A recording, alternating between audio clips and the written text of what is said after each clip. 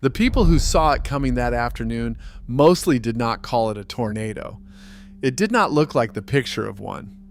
What was crossing the fields was a wide, dark, boiling wall of cloud and dirt, most of a mile across and low to the ground, and a lot of people who watched it approach thought they were looking at a dust storm or a low bank of fog.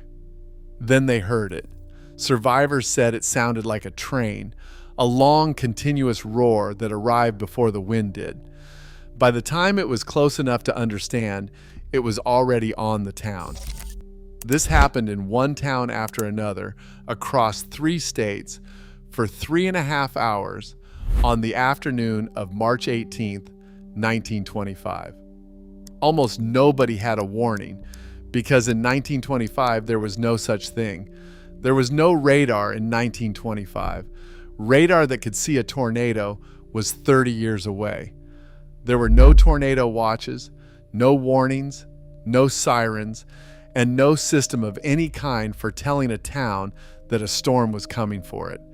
There was something else, and it matters more than the missing technology. The U.S. Weather Bureau would not use the word tornado in its forecasts. The word had been effectively kept out of public forecasts since the 1880s, out of a fear that naming a tornado would cause panic worse than the storm. So the forecast for the region that morning mentioned rain and shifting winds. It did not, because it could not, mention the thing that was about to cross 3 states. The people in its path had no name for it and no notice of it.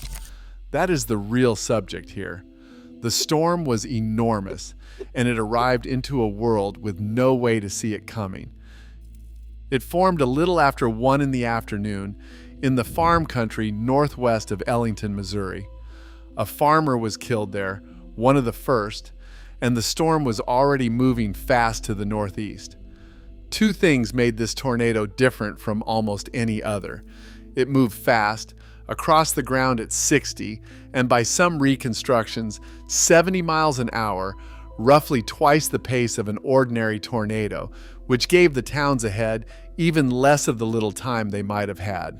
And it held its track, running in a nearly straight line to the northeast for hour after hour without lifting. The path length is now put at about 219 miles, and it stayed on or near the ground for roughly 3.5 hours. Those numbers are reconstructed from the damage it left, from newspaper accounts and later field surveys, not from any instrument. Nothing measured this storm while it happened. It crossed Annapolis, Missouri, and took most of the town. Then it went toward the Mississippi River and Illinois, where the worst of it happened. The first Illinois town in the way was Gorham. The tornado destroyed or damaged nearly every building in it and killed about 34 people in a town of a few hundred. Then it kept going toward Murphysboro. Murphysboro is the town that lost the most. The tornado came through in the middle of the afternoon while school was in session and the shops were open and the rail yards were working. It killed 234 people in Murphysboro. That is still the highest death toll any single American town has suffered from a tornado 100 years later. The schools were hit while the children were in them. Part of the high school came down. And then, in the hours after the wind passed, the wreckage caught fire from overturned stoves and broken gas lines, and the fires ran through the flattened blocks where people were still trapped. A hotel fire alone killed more than a dozen. The town lost people to the tornado and then lost more to what the tornado left behind. A few miles on was DeSoto. The tornado hit the school there directly. 33 children died at the DeSoto school. It is still the deadliest tornado ever to strike an American school. The building was there, full, in the early afternoon, and then it was not there.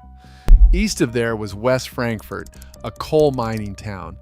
When the tornado came through, in the middle of the working day, most of the men were several hundred feet underground in the mines. When the electricity failed, they came up to the surface to find out why, and found the town destroyed. About 148 people died in West Frankfort.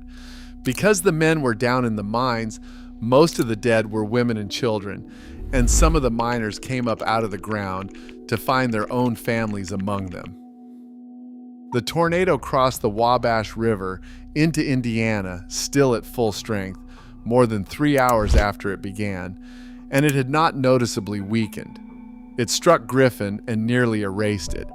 It tore through the countryside and into Princeton, and it damaged part of that city, and by then, it had killed about 71 people in Indiana alone.